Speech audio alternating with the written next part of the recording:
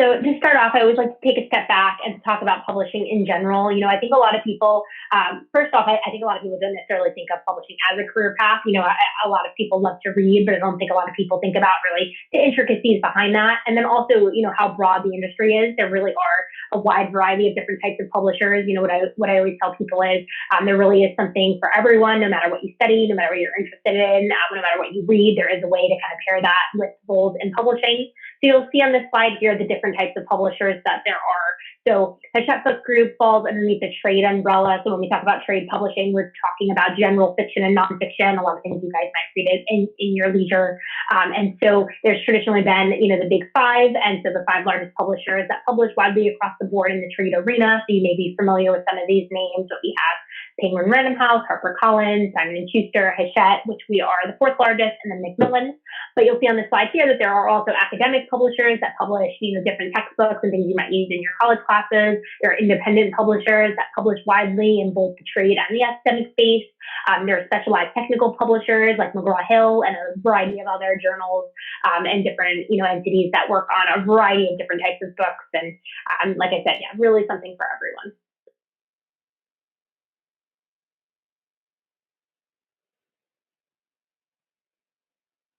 And then I really like this diagram on this next slide here because I think it really gives you an idea of the breadth of roles in publishing. So there are so many different opportunities. A lot of people that work in publishing, tend to come from an English background in terms of what they study in school, but it's certainly not the only thing. I study business, Leah studies psychology. There are people that study, a wide variety of different, academic disciplines and then end up in publishing. And I think that's because of how broad our roles are. So you'll see on this slide here in the middle of the diagram that there are a lot of corporate functions in publishing. So if you are someone who is interested in marketing strategy or sales or corporate communications or even something from an operations standpoint, or if you're studying legal or finance, HR, IT, there really is something for, all of those different academic disciplines. Really the one common thing that brings us all together is really a love of books and reading and wanting to be, part of such a creative environment. And then you'll see on the outer slides of this diagram a lot of other specific publishing functions. So you have your editorial department that's responsible for actually acquiring and editing the books that we publish, that work with our authors. We have our publicity team, which you'll learn a little bit more about today, but they really connect our books with the media and to the world. We have marketing that oversees a variety of different initiatives that connects readers through social media and advertising. We have a rights team that sells the rights of our books to international publishers. We have a production team that actually oversees the physical transformation of our books. We have a design team that designs all of the covers and interiors of all of our different titles. So there really are so many different broad, different paths and ways that you can work in the industry. And so Leah, in a second, will tell you a little bit about Hachette and how that works. So we do have a variety of different publishing divisions, and they each almost function as their own mini companies and have their own editorial, marketing, publicity, art teams. And a lot of times people will gravitate to different roles depending on what kind of books they're interested in working on. So she'll tell you a little bit more about that. So as Ashley mentioned, I'm going to talk a little bit more about HBG in particular. So to start off, our mission statement is short and sweet. It's to publish great books well. Our vision statement expands upon that. We want to be the #1 destination for our authors, our agents, our client publishers. We want to be a respected publisher that's forward-thinking, anticipates and fosters change and creativity both at our company, but also in the industry as well. And then just to learn a little bit more about HBG. So we're the fourth largest company among U.S. publishers, and we're actually a division of Hachette Livre, which is the third largest trade and educational book publisher in the world, a division of Lagardère, which is a large French media company. Hachette Livre has 4 key businesses: HBG, which is us, Hachette Livre based in France, Hachette UK, and Hachette España. And those 4 businesses together produce a total of 17,000 books annually. We have around 1,300 employees across 8 locations. Obviously, right now we're all working from home, but when we are not in a pandemic, we have 8 locations and offices. Our headquarters and our largest office is our New York office, where we have around 500 employees. Our second largest office is our Boston office. We have our distribution center out in Lebanon, Indiana. We have around 40 employees in our Nashville, Philly, Berkeley, and Boulder offices, and then around 8 employees in our Toronto office, and then field reps throughout the US. We have 7 publishing divisions, which I'll speak a little bit more about what types of genres they publish, but they're Grand Central Publishing, Little Brown Books for Young Readers, Perseus Books, Hachette Nashville, Orbit, and Hachette Audio. And as Ashley mentioned, each of these divisions kind of function as like their own mini company. We have a high ratio of bestsellers to books published, which is consistently industry leading and definitely something we're really proud of. And we ship over 200 million books per year from our distribution center, which is an incredibly large number. And the distribution team did a great job at ensuring that our books were still able to reach our clients even during the pandemic. Another area of our business is that we are the #1 provider of distribution services to U.S. trade publishers. So I'll speak a little bit more about that later on, but we have some clients that we get to work with, including Disney, Chronicle, Abrams, and many other publishers. This is just a slide that includes some of our best-selling authors. I'm sure you're familiar with some of these authors as well. We have many more, but these are just a few of them.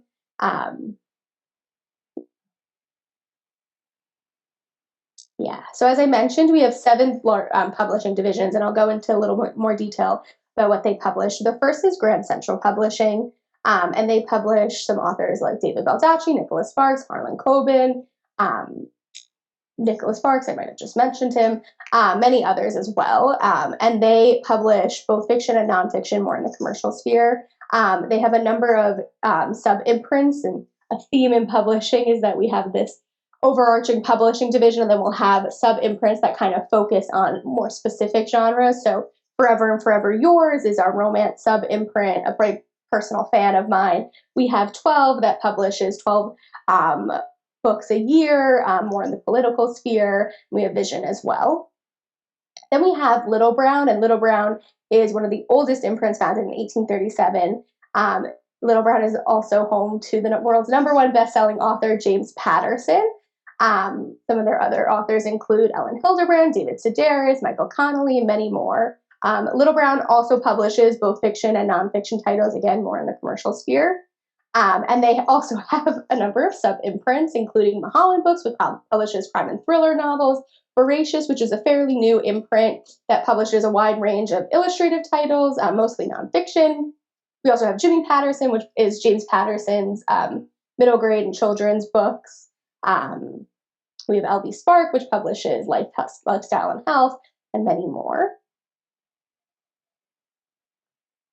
Then we have Perseus Books. So Perseus Books we acquired not too long ago, and it's a nonfiction imprint, and they publish 500 nonfiction titles a year under 5 sub-imprints. So we have Avalon Travel, which is the imprint based in our Berkeley office, and they publish the Rick Steves and Moon Travel series. We have Basic Books, Hachette Books, and Public Affairs, and they're based in our New York office. They publish mostly in our New York office, and they publish nonfiction titles from academic research, investigative journalism, anything in between. And then we have Running Press, which is based in our Philly office, and they publish a broad range of lifestyle and pop culture titles. They also produce the Running Press miniature editions, which is the little red guy at the end. They're these really cute kits. Sometimes they're magnets. I have a Tequila Mockingbird like drinks kit. It's really adorable. And I love it. My fridge is covered in the magnets. Then we have LBYR, which is our children's imprint. And LBYR publishes diverse titles across all ages. LBYR is also home to Stephanie Meyer's Twilight Saga, which sold over 100 million copies globally. And she also published the 4th book to the Saga series in the summer. LBYR also has had great success in their licensing program, and I mean, we've seen explosive growth, and our licensing program allows us to work with different games, shows, movies to publish books. So Fortnite is an incredible example of that.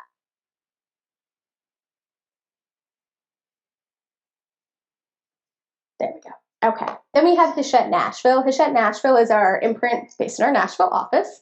Hachette Nashville has sold over 90 million books since 2001. Some of their authors include Joyce Meyer, Joel Osteen, T.D. Jakes, and many more. Hachette Nashville has 3 sub-imprints, including Center Street, which publishes nonfiction conservative politics, Faith Words, which publishes in the Christian inspirational market. And then we have Worthy Books, which we also acquired not too long ago, and they publish inspirational adults and children's books, both fiction and nonfiction. Then we have Orbit, and Orbit is our science fiction and fantasy imprint, and it's the most successful sci-fi and fantasy imprint launched in the U.S. in the last 20 years. So definitely something we're really proud of. They have some wonderful authors like N.K. Jemisin, Brett Weeks. They also published the Witcher series, which was made into a Netflix show pretty recently, and it's really popular now. So definitely something that we're proud of and an imprint that keeps on growing. Then we have Hachette Audio. So audio has seen explosive growth both in the industry and at HBG. Usually when we are in our New York office, we have three studios where you can where you can listen to actors or authors read for their titles. They have like headphones outside of the studios that you can put them on and listen. It's really cool. And our audio team has been nominated for a total of 24 Grammys, and we've had 9 wins, which is really exciting for us. And I think audio is just a great way to get our books out to so many other people as well. And then, as I mentioned, we have our client services. So we're the #1 provider for distribution services, and it's a great additional revenue stream for us. It allows us to work with clients and provide different support, sometimes sales support, distribution support, sometimes it's audio support. And we work with some great clients, including Abrams, Quirkus, Marvel, National Geographic, Lonely Planet, and you'll see on the bottom just some of the titles that they publish that we get to work on.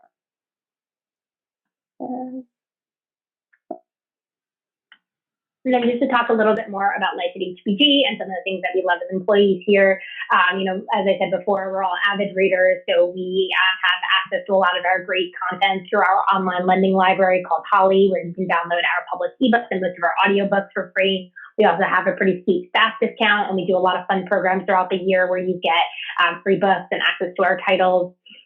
We also do a lot of fun events. We also do a lot of training and development opportunities. I always think it's exciting to be able to learn about the roles that we talked about at HBG and to really meet staff. So we do kids days, we do different holiday parties and gatherings when we are in the office. A lot of that has now been virtual over the last year. We do a publishing curriculum, which is a series of seminars that we offer to let people learn about our business. We have a really great mentoring program. We have a lot of philanthropy opportunities. We do a company-wide day of service that we're going to do virtual this year. So you'll see at the bottom of the slide here some pictures from some recent events for when we were able to all be together. But yeah, it's a very collaborative and creative company that, that's very, very passion driven. People are here because they want to be. And then one of the other things that's really, really important to us is diversity and inclusion. It's so important for everyone to feel like they are reflected in the pages of our books and for our staff to feel like they're part of an inclusive company. We do have a very active diversity advisory group that has 3 subcommittees. So I actually oversee our recruitment subcommittee that works to create relationships with other organizations and really just help people learn about publishing because, not every school has a publishing program. The industry doesn't always feel accessible to everyone. So we want to be able to educate people about roles in the industry. So really excited to be chatting with you guys today. And then one of the things I wanted to highlight for you guys is our internship program. So we do hire interns every fall, spring, and summer, the bulk of them being in the summer. We offer a pretty robust summer internship program that allows our interns to really learn a lot about the business, to work with staff, to complete, lots of hands-on work, but then to also really explore if this is what they want to do long term. I think this is a great way to try something before you, commit to a role after graduation. Our internship typically runs for 10 weeks. It starts in early June and then through mid-August. Interns typically work 28 hours a week, which is usually broken out across Monday through Thursday, 9 to 5, and it is paid. All of our internships this summer will be remote because of everything going on. So I think it's also a great way for people to not have to be in New York to work with us this summer. We do have a variety of openings on our career site, and we can send this presentation out afterwards, but you can have the links to the career site there. But we have openings in departments like editorial, marketing, and publicity. We have an opening in sales. We've seen other openings across departments like production or audio or communications. I would say so far, because it being mid-March at this point, we've filled probably about half of our intern spots, but we do have some openings still posted on our career site. So definitely take a look if you're interested. In addition to the work that you do in your department, our internship also offers weekly education sessions. This is so similar to that publishing curriculum that I mentioned before, the series of seminars. Really, you'll learn a little bit more about our business, and it's for all of the interns. They'll come together virtually to hear from staff. So it's a great way to learn, to meet everyone, to network, and just continue to feel like you're involved in the business. And then just some FAQs, some questions we typically get. So obviously you do not need to be an English major to work in publishing. I think there are so many roles for people from all different, academic disciplines and backgrounds. In terms of what we look for, I would say cover letter is really important to us because, as I mentioned, it's such a passion-driven and creative company, so we really want people that want to work for us. So we do look for people that say, I love books and reading. I was the kid that was reading books underneath the covers after bedtime growing up, things like that. Things like that really do appeal to us because that's how we feel. That's why we work here. In terms of what kind of experience we look for, we'll talk about it a little bit in a little bit more detail in a minute. But you do not have to have previous publishing experience. Some of the things that we typically see might be someone that works for an on-campus reading and writing center. It might be someone that supports your campus newspaper or journal or literary magazine, or maybe you worked in a bookstore. So any kind of demonstrated, love of reading and writing is great. But we also look for transferable skills. So maybe you did a marketing internship at a startup last summer and you want to apply those social media skills, or maybe you work as a publicity chair for an organization on campus and now you want to, bring those skills to a role at HBG. That's completely great. And then in terms of dates and deadlines, we do hire interns on a rolling basis, so it's not a firm deadline, though I would say we probably hope to wrap recruitment in the next month. So if you are interested in applying, I would try to apply within the next, week or so.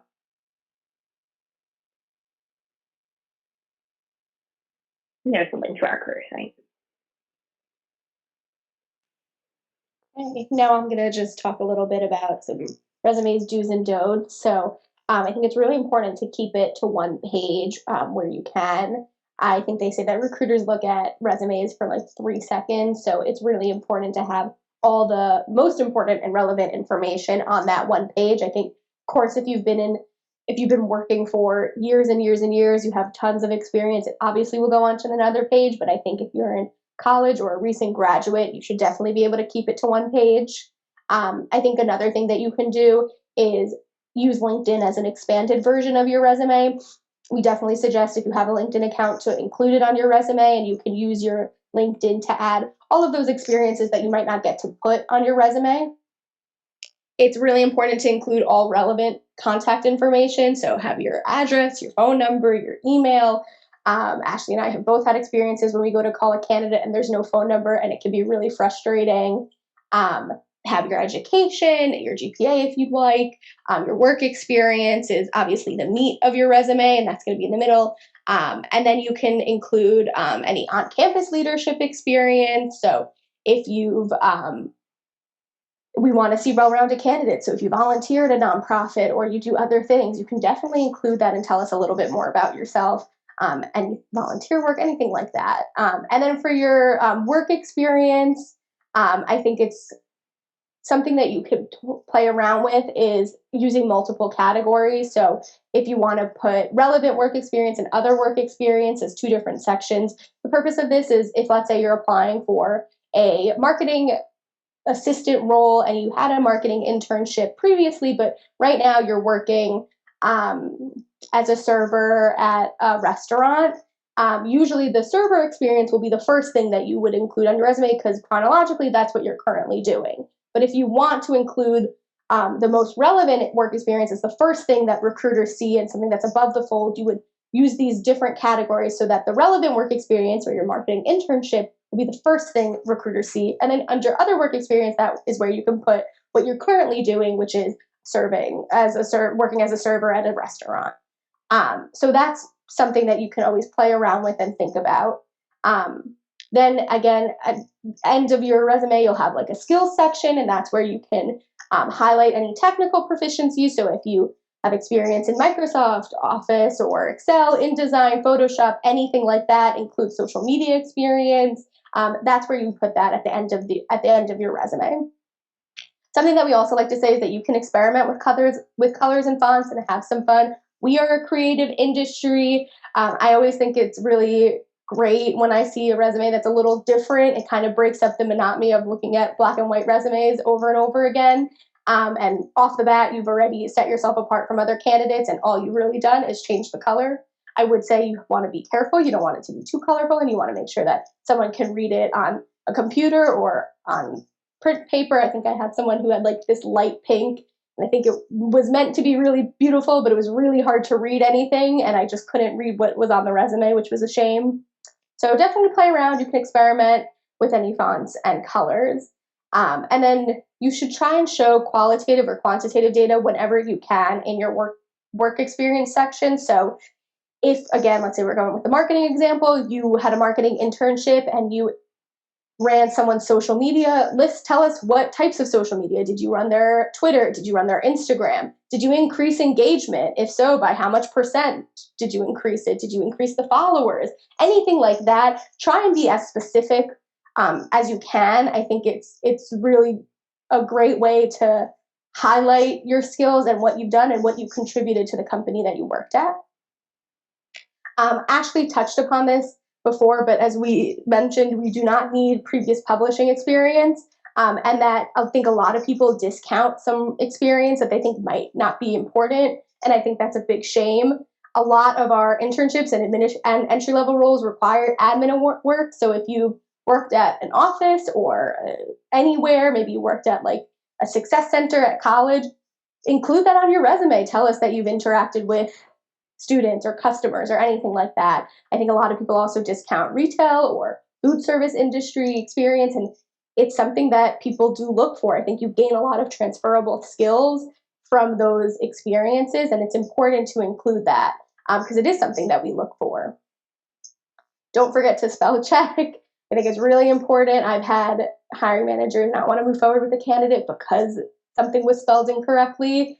So look it over multiple times, make sure there's no double words, make sure it's all nice and correct.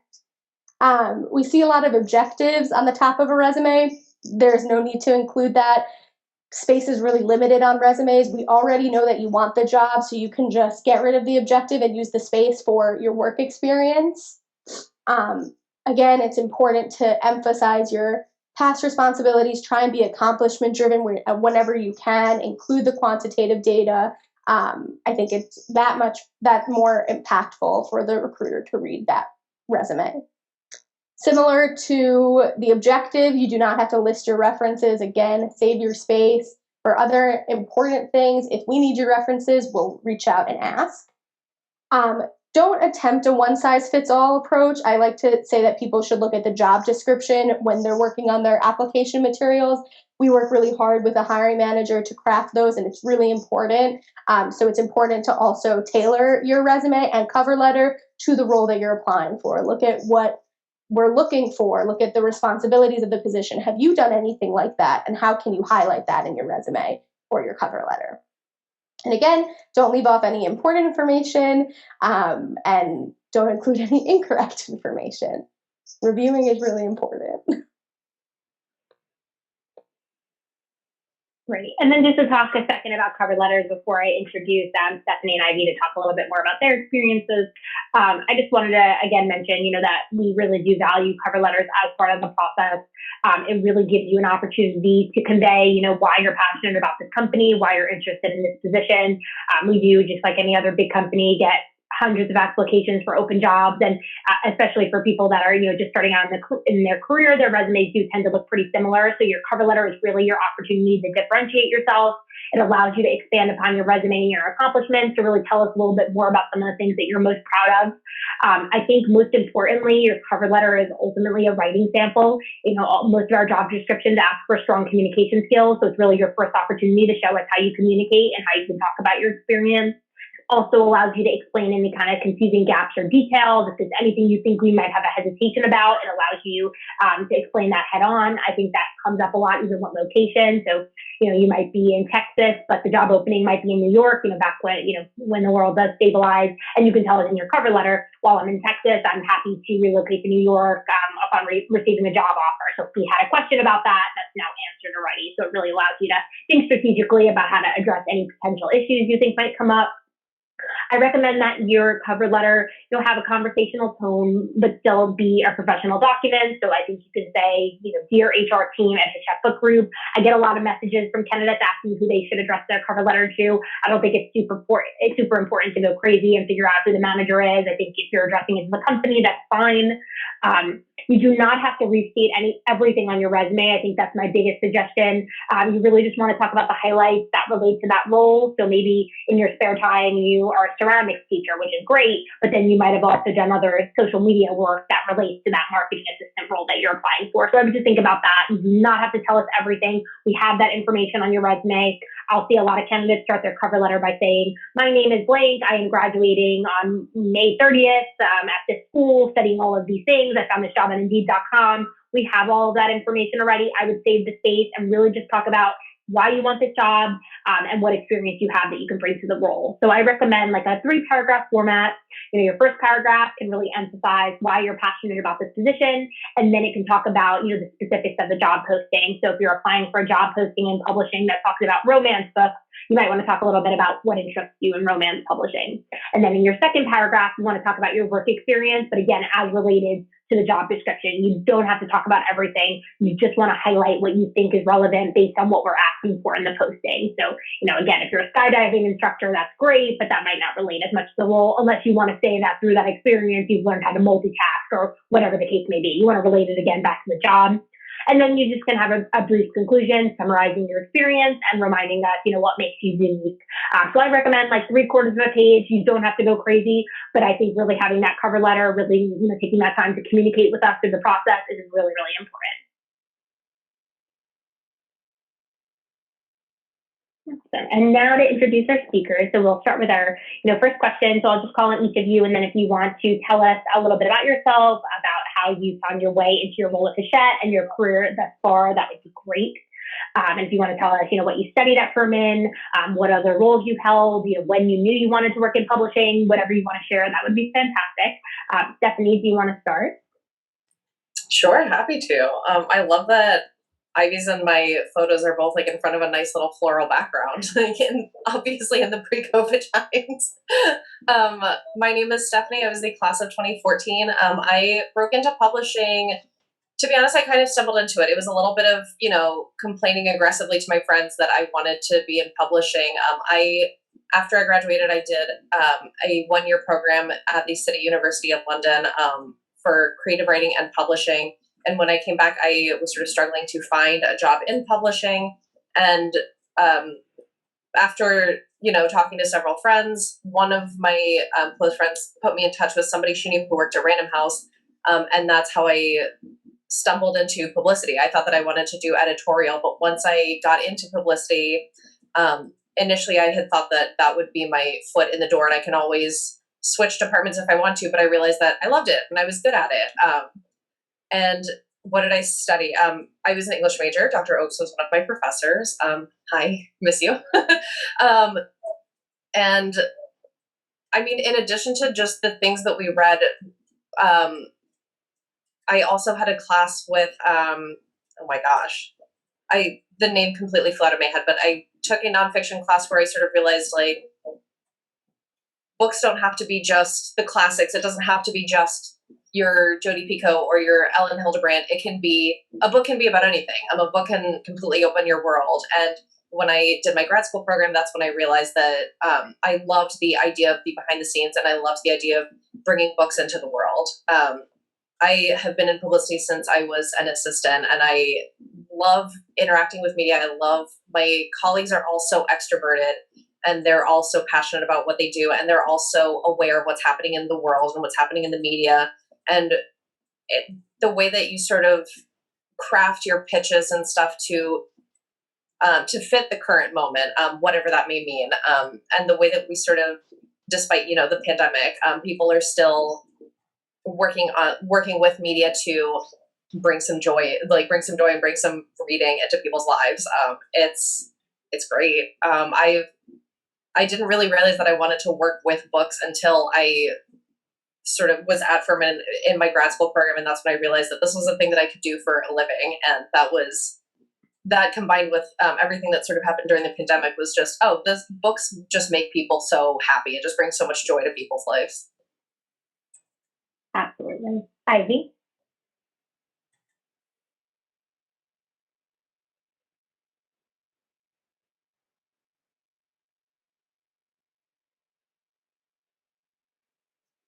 I think you might be muted.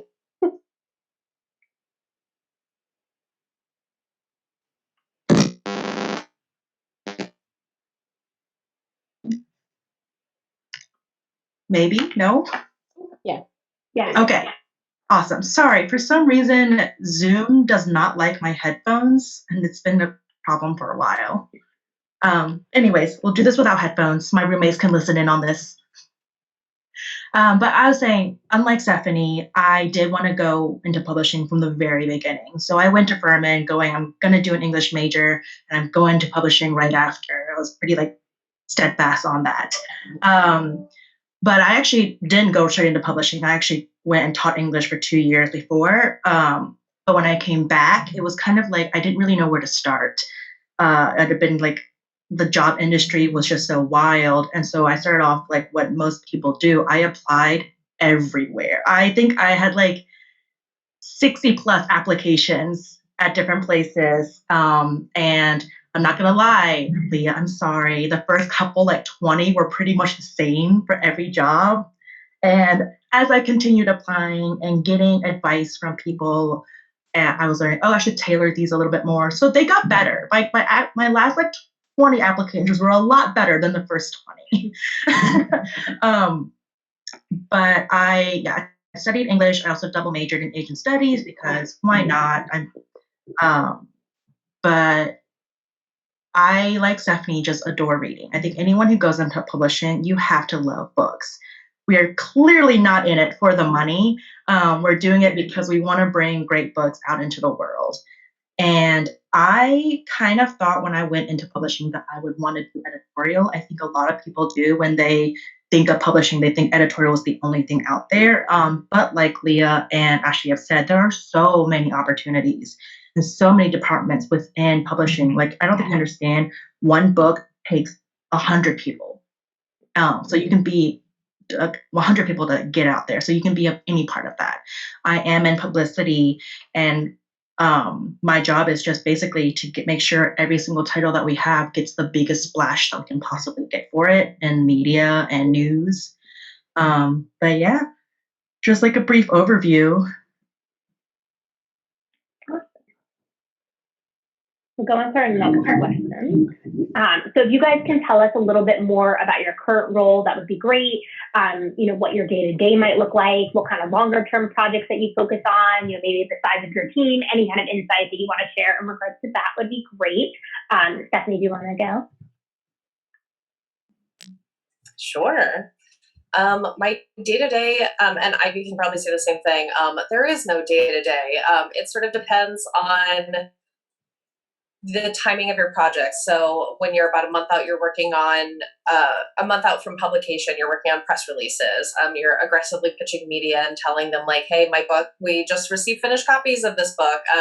You're talking to people across broadcast and digital, your Forbes.com, your Cosmopolitan.com, and print and podcast and radio. I do a lot of deep dives on the internet that sometimes leads me to the Wikipedia rabbit hole. Who's the producer for this? Who's the best editor for that? And it leads to sort of doing a lot of Twitter is actually incredibly helpful. So there's a whole lot of diving down the rabbit hole to finding the person who would really love to read your book and someone who could write a really great article about it. There's a lot of sending emails. There's sometimes taking meetings with indie bookstores to pitch your titles. There's taking meetings with media contacts to talk about what's on your summer 2021 list. Quarterly, we do meetings where we talk about the titles a year in advance. So that's where we sort of learn what's coming out a year in advance, and you start crafting ideas already. And the day-to-day really sort of changes. It depends on the timing. It also depends on, what's happening today, what's happening in the news. I work really closely with the marketing team because marketing and publicity tend to sort of bleed very closely to each other. The way it was explained to me once was marketing is more paid advertising. They sort of do the social media, your Facebook advertising, newsletters, etc. And publicity is more of the earned media where you pitch journalists, and those are the closer relationships. Also, obviously, editorial. One of the first things that we do as publicists is to usually sit down with the editor and say, what are your hopes and dreams and expectations for this project? Where would you read about this book? Would you read about this book in a book roundup like in Cosmopolitan, or would you read about it in The Atlantic or The New Yorker? I see a question from Mackenzie. I interact with a lot of people outside of my company. Some people like sub-rights will interact a lot with agents and stuff. Some people like production will do a lot of some more internal things. With people outside of the office, but within the company, I think that speaks more to like the company culture, which actually Hachette is really great about doing like company activities and keeping everyone in contact with each other. And I lost my train of thought, so I'll pass it over to Ivy. Okay, awesome. Let me just reread this question really quick. Okay, so like Stephanie, I'm also in publicity, and yes, our day-to-day changes every single day because we work on multiple titles at one time, like 3 to 4 at once, and every single book is at a different stage. So if it's a later stage for a title, we're probably wrapping up interviews or scheduling a tour. Or if it's the beginning of a beginning part of a campaign, we're probably compiling who's the best kind of people to reach out to regarding this book. So every day is completely different. Pre-COVID, in-person events were a thing. Don't know where those are anymore. Where a big part of our job was literally getting our author on the road and touring like 4 or 5 cities and all the media and interviews that they would have in each city, and then the bookstore and just organizing all of that. So much going on during those periods. And I miss those days. Those were like the fun adrenaline, like it's 7 o'clock when I'm on the phone with a hotel because my author isn't happy days. But I'm sure those will come back eventually. So yeah, my day-to-day is always so crazy, but it's what keeps it exciting. It's never boring. Let's see what else.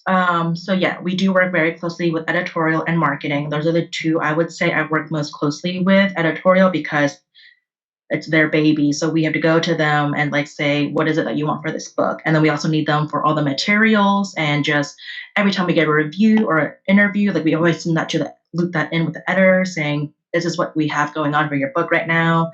And then marketing, like Stephanie said, marketing and publicity work very closely. Both of our goals is the same, which is to make the biggest splash possible for a title. So I've always heard it as we're 2 paddles in the same boat. We're going the same direction. We're just like doing different things. And so we work closely with marketing just to make sure that we don't leave any stone unturned, that we're hitting all the targets and all the media outlets that we want. Let's see, what else was there? I think the structure of my department, I report to 2 managers currently, and I'm a publicity assistant most often time. And honestly, for all of publishing, wherever you enter in, you're going to come in grounds in, because this is definitely a hands-on kind of job where you have to learn each step to progress. You can't just dive in and become an editor right off the bat. You're not going to know how anything works. So yeah, you come in as an assistant, and you're going to do mostly admin things at the beginning, and there's learning the way of the company, the shape of everything, and just what the process is like for a book to get published. And then as time goes on, usually by your 2nd year, you'll start getting like added onto projects. You'll be taking over some of the other roles and other duties. And I think usually you see an advancement within 2 years. I think it's the average, at least in publicity. I think it's a little bit different in marketing because it's a lot more. Editorial, sorry. But yeah, so I work with 2 managers, and I work with them on their titles, but then I'm also working on my own titles, which are like the smaller books that don't get as big of a media campaign, but it's great practice for entry level of just learning what a book publicity campaign is. So building your contacts, talking to authors, talking to editors, talking to their agents, and just like learning the brief, like the overall process. And then eventually I'll be applying all those skills to like a larger title that needs a lot more work. Oh, and I see a question. Should publish and distribute? I don't know if we have a quota we need to meet. I think the question was, Hachette publishes and distributes so many books. The imprints have to meet a central or certain quota each year. The only one I know for sure is 12, because their name is 12 and we got to get out 12 books a year. But besides that, I don't think that there is a quota. I just think our goal is how many we can handle. I think an editor can be on from like 4 to 5 projects a season, and that's a lot. So I'm imagining that they just try to make sure like they give enough that we can handle is the quota. There's also it depends on what agent acquires. It's like how many books the agent acquires, and budget sort of factors in, like how much are we able to offer for an advance. So there's not a quota per se, there's a goal. Like with the imprint, they'll say we aim to publish 4 to 5 books per year, like, or per quarter or something, or 2 books a month or something. Like every imprint sort of has their goals, but there's not necessarily a quota because it is so in flux between like what editors are acquiring, what's on the market, what fits, what the media landscape looks like, etc. Timing. A lot of books, you might notice a lot of books come out in the fall. Like cookbooks tend to come out in the fall because people are sort of gearing up for Christmas, like the Christmas and the Hanukkah, etc. holidays. So it tends to be in flux.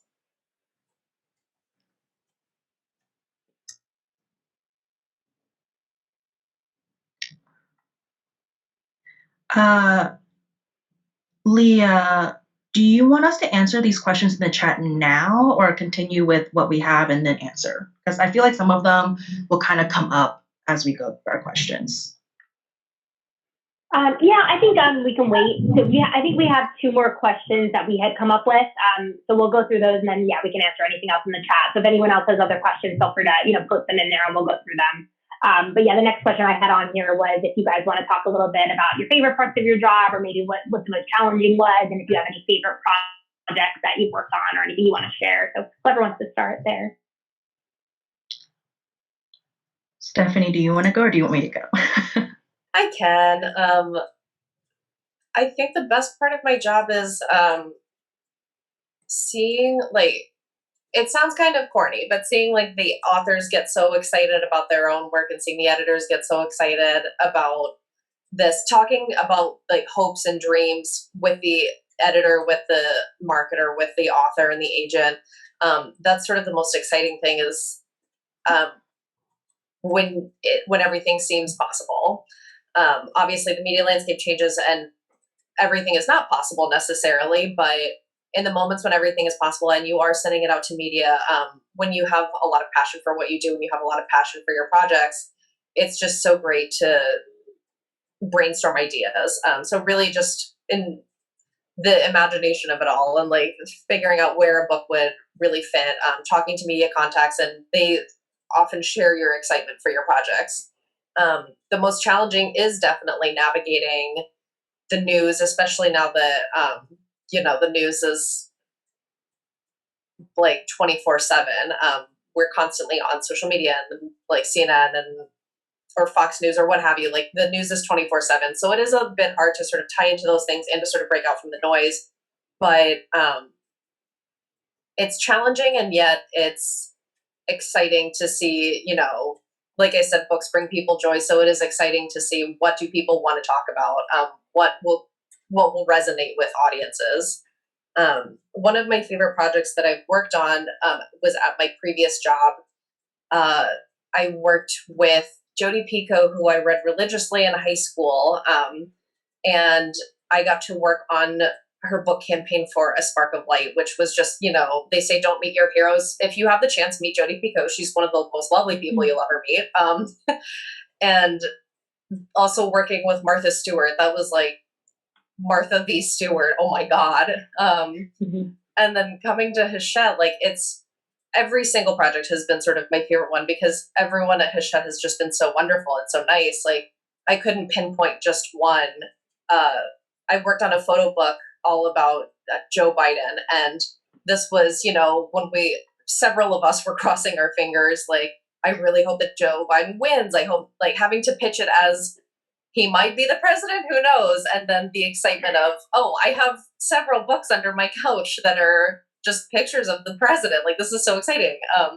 So it's really fun to see books sort of tie into the current moment. Yeah. I am like echoing everything that Stephanie says. I didn't get to work on a Joe Biden book, unfortunately, which I'm very jealous about. Um, I think, yeah, it's like some of the best part of the job is being able to come to our author and saying, like, look at this amazing review that you just got in Kirkus, or like this TV outlet, ABC News, wants to do an interview with you and put it on their channel. Like, that's always so exciting and so big for them because it's like huge. You get so much publicity for that, and that's our job. Um, but I think that's like the really fun part of our job. I think the most challenging is that every author comes to us with a set of expectations and we try our hardest to meet them. But every author thinks that their book is the best, and in their eyes it is. But not every single book is going to make the New York Times bestseller list. And we kind of have to be realistic about what kind of outlets are we going to be able to get for them. So I think that's the toughest part, just navigating that and making sure that we are doing the best we can to meet the author's expectations, but also like realizing some of these expectations might be a little bit too high. Is one of the definitely the most difficult part. And sometimes it doesn't help because the editor will love the book because they acquired it and it's their passion and project too. And so we'll have an author and an editor who are like saying, we need to get on the Today Show and talk about this book. And we're going to be like, the Today Show is not quite interested. So that's always really, really hard. And then also, like Stephanie said, navigating media, we really have to be careful about what we're pitching. I think every publicist's worst nightmare, like I will wake up screaming from this, is having like one of our email pitches like screenshotted and put on Twitter saying, look at what this publicist sent me at this time. Like I think worst nightmare possible. So just making sure so just making sure we're aware of what the news is, what's going on. And like I'll just say, like, today I was supposed to send out a massive pitch for Irish Hanson's newest book, Bullet. But in light of the horror attack yesterday on Asian Americans and the mass shooting, like, is that really the best time to be sending to all the major media about a book called The Bullet? Like, probably not. And so, like, keeping and like knowing and being aware of the media's what it looks like and the temperament of everything is really important. And it's really hard because there's so much going on at all time, and just trying to be aware of it all at once it's definitely really tough. Favorite project, again, like all our projects, they're so unique and so different. It's really hard to choose a favorite. I'll say one of like my favorite ones in the current moment is one that's still going on for me is Naima Coster. She came out with a new book called What's Mine and Yours. And it's just been getting so much buzz. It's being like shown everywhere, and it's just so exciting to see it and like see all that hard work being paid off. We got actually, I think the most exciting part about was a few months ago, we got news that it was going to be the new Jenna Bush Jenna Bush book club pick. And so that was going to be big. Like that's going to get picked up by like every single outlet possible. But keeping that a secret when we're pitching, so like, and just like going to a reporter saying, you should really, really read this book and write a review. Like you're not going to regret it, because we can't tell them that in 2 months from now, it's going to be on the Today Show and being the new Jenna Bush book club pick. Wow, that is a tongue twister. But yeah, that's been a lot of fun just seeing like this book everywhere. It's so rewarding. Thanks. Then my final question for you guys, if you want to share. Weird echoing. Any advice for anyone interested in exploring careers in publishing, and if you think there's any specific skills that you recommend anyone starts building upon or anything like that? Stephanie, if you want to start. Sure. My best advice for a career in publishing, aside from read everything you can get your hands on, don't limit yourself. I think if you ask somebody in publishing, what do you tend to read, they're going to say everything. I've been known to read everything from your literary fiction to your nerdy nonfiction to like sci-fi things to rom-coms. Read everything you can get your hands on. Anything that sort of sounds interesting. Getting to know people in publishing, like just asking for their advice, like reaching out to Ivy or I, or like anybody in publishing, just sort of asking like what do you enjoy about your job? What does your day-to-day look like? Staying passionate. Like Ivy and I both sort of had a challenge breaking into the publishing industry in the first place, but doing something that proves your interest, I guess, to the extent of like working with a bookseller or doing book reviews or a book blog or Bookstagram or something that demonstrates your interest in publishing, so that we're not just sort of guessing at it. Telling me that your favorite book is 1984, like, okay, did you read that in high school, or is it really your favorite book? Tell me why. Being able in publicity, I think it obviously helps to be extroverted. It obviously helps to have great writing skills. When you're pitching, you sort of want to keep it short and to the point. When you're doing press releases, you want to tease out the story a little more of the book that you're selling, but keeping it interesting and keeping it relevant. Other skills. Staying curious, I guess. I know that some people would say that's goes under advice, but I would say that's actually a skill. A lot of people aren't curious. A lot of people don't sort of indulge their curiosity, and like I do a lot of like reading articles. That sort of ties into going down the media rabbit hole and trying to find a journalist who would be really happy to talk about my book. But it is also very valuable to just know what other people are curious about, to know what people on not just social media, but in mainstream media are curious about.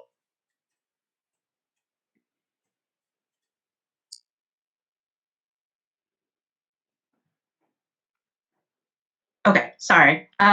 Yeah, exactly what Stephanie says. Just being on top of everything is going to be hard, but doing your best will definitely help. I think my advice for if you want to go into publishing is definitely research the different opportunities. We've said it over and over again. There are more than just one department in publishing, and just like reaching out to people in the industry, like me and Stephanie. Like when I first moved to New York to work in publishing, I reached out to Stephanie and asked for an informational meeting, and she was great. And I think she was actually one of the first few people I talked to about publicity. I didn't even know anything about publicity until I talked to a couple of people, and I was like, oh, you know what? This actually might be something I'm interested in versus editorial. So learning about the different areas and seeing like what really fits for you is really, really helpful, because there's just so many different opportunities. Don't limit yourself and silo yourself into one thing. And then just things that are valuable, skills that are valuable. I mean, attention to detail, that's huge. And I'll just say specifically for publicity, because that's what I'm in and I know, like being shameless and being pushy is really important, because you will need to email someone like 15 times about a title before they respond to you, and just like being shameless enough to do it. So like, I'm so sorry to bother you for the 30th time, but are you interested in reviewing this book? Like, that's definitely important. Having some like strong writing skills, basic computer skills. I think one thing for me was really important was learn Microsoft Outlook. We live in our emails. Like I don't even know how long the workday is. 7 hours. I think 6 out of my 7 hours I'm living in my email. And I think Furman, I'm pretty positive, gives everyone an Outlook account when you start. So I think that's what all students have. So take advantage of that. Learn the ins and out of Outlook, and that's going to be a skill that every publishing company is going to like appreciate, because we all live in it. Let's see what else. I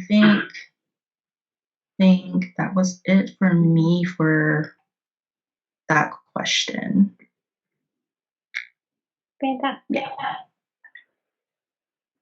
Do you guys want to answer any of the questions in the chat if we didn't cover anything?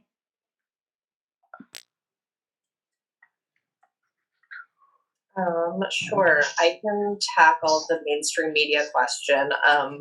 Hachette actually made not just the publishing industry news. Around this time last year, Woody Allen came out with he wrote a memoir, and Hachette acquired it. There was a little bit of, I'll say, drama, just to skim over. There was a little bit of drama because his son, from whom he is estranged, is also published by actually Little Brown, who I work for. And that, I would say, is sort of, some people would call it cancel culture. when really it comes down to a bit of a legal issue. We don't just acquire or not acquire books because somebody's been canceled. There has to be a very valid reason. And it's not just, if there's an audience for the book, people will acquire it. Hachette has imprints and several people who skew very liberal. Hachette has imprints and people who identify more as conservative. So any of the big 5 publishing companies, actually any publishing company, really does try to reach a wide audience. Nobody actually sets out to cancel anybody. Nobody actually sets out to exclude any voices. So mainstream media, I think, impacts what gets published to the extent that, like, what is in the editor's wheelhouse. If it's a more conservative imprint or a religious imprint or something, then that's the sort of stuff that they publish.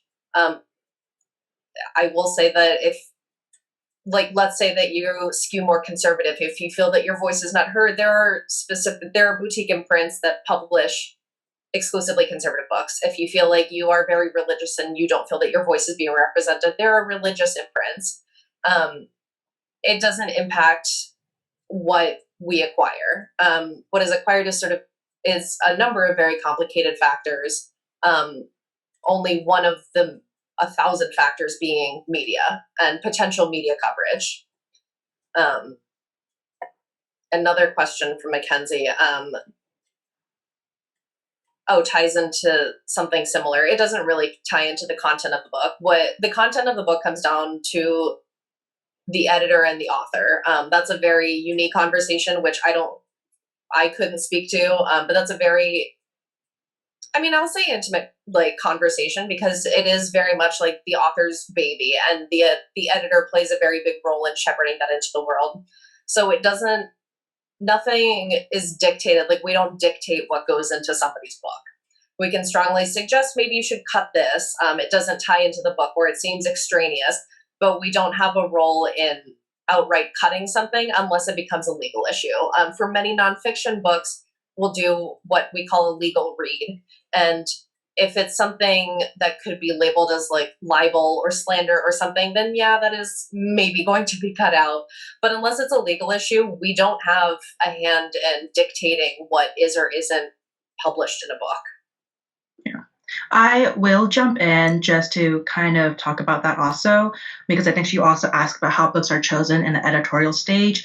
When you choose a book, you have to keep in mind it's not going to be published for maybe about a year, because that's how long it takes to get the manuscript, to get it finished and worked on. So it's a huge part on the editors to be really in tune with what people are reading and knowing what's going to be still popular a year from now. And one of the things that publishing does do is we have these things called drop-in titles, and we have to always be ready for those. And that's going to be when something big happens in the market and you're like, we need to publish a thing relating to this topic right now. And so I'm sure you guys all know about the whole, I barely understand it, the financial district and the Bitcoin and GameStop, all that fun stuff, stock stuff. When that all happened, we got acquired and have a drop-in title called The Antisocial Network by Ben Meserick. It's going to be talking all about that. And that came in like a couple months ago, and that's dropping in and publishing in a few months. Whereas that's called a drop-in title. Like, that wasn't something that was anticipated last year, because this just happened like completely out of the blue. But trying to make sure that we are staying relevant is important. So some books that we published like very quickly are things that, because we want to grab the opportunity as it comes up and make sure that we are filling a hole in the industry that isn't being filled. Let's see. So internship wise, do you need an internship to get a job in publishing? I think that's a hard one to answer, because it does definitely help having internship, because again, publishing is such a ground level up where you need to learn a lot to even get in the door. It's definitely helpful, but I think it's also helpful networking. So cold emailing people, like, do not be afraid of that. I sent out so many cold emails when I was applying for a job, and I did have internships, but they were with very small companies that were back home. So they weren't companies that when HR is looking at my resume, they're going to recognize. But I would send cold emails to hiring people and just like flag my name to like get my name out there. And I would ask people for just for not even interviews, but like just to talk about their job and like build connections. That really did help me. And like what Leah and Ashley said earlier, you don't need to come from an edit like a publishing background, or you don't have to work in the newspaper or anything like that to get a job. I think skills are transferable. And when I was applying, a lot of the places I applied to were really curious about me working in a restaurant. My family owned a restaurant, so I've worked in one since I was like 14. So I talked about my experiences there about being like on my feet all the time, like handling crises that happen like on the spur of the moment. Like they really liked that I know how to work under pressure. I know how to work with someone screaming in my face. Because you're in for a shot of reality in publishing. There will be people screaming in your faces. And so they were like, you have experience with that. Great. So yeah, just as long as you have like a willingness to learn, I think is the most important thing. It's just you're coming in and you're just willing to learn and put up with the work. How many people? So I see Nick put in another question about how many people review the manuscript during the acquisition process and before it gets accepted, and does the manuscript go in a board of editors? It does. Stephanie, I don't know if you guys sit in a lot of editorial acquisition meetings. We're starting to do that a little bit more at Grand Central. But when an editor finds a manuscript that they really, really like, their job is to like present it essentially to the room, and other people will weigh in. And in the room are usually the other editors, the marketing director, and then I think the publicity director are like the top people. And then they'll talk about the book, saying this book will do well with media because it's relevant topics. Marketing will be like, oh, we can come up with a lot of good ideas about this one right now. And then all these factors go into acquiring the book. But reviewing the manuscript itself, I think it's the editor who reads the manuscript, and then it's their job to promote it to essentially a board to get acquired. I think at least that's what I've seen so far in Grand Central. Stephanie, I don't know how you guys do it in Little Brown. Could be different. We also do a acquisition board meeting, and I would say the number of people who review a manuscript, it actually depends on the title. Sometimes the editor takes the meeting. Typically, like an agent will submit a manuscript to an editor, essentially in a parallel to what Ivy and I do. The agent will sort of pitch a manuscript to the editor in the way that Ivy and I pitch a book to journalists. And the editor will sometimes set up a meeting if they're very interested in the book. Sometimes publicity and marketing is invited to those meetings. Sometimes it's just sort of an informal, just the editors taking the meeting. If it's a very large title, it usually moves very quickly. Like if it's Priyanka Chopra's memoir, it's probably going to move very quickly. So they're going to set up a lot of meetings, and they're going to set them up very quickly. They sort of want to get the ball rolling.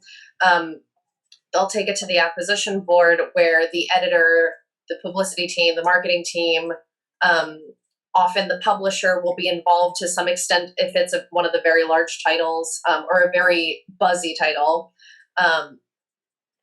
all sort of backing the editor and the editor's vision for this book. If it's something smaller, if it's more of a quote unquote passion project, that doesn't necessarily have a big name attached to it or a big following, then it will be typically the editor pitching. Like, I think that sharks are the hot topic of 2021 because we haven't talked about a book about sharks in years. There hasn't been anything since 99, but Shark Week comes on every year. So this is ripe for possibilities.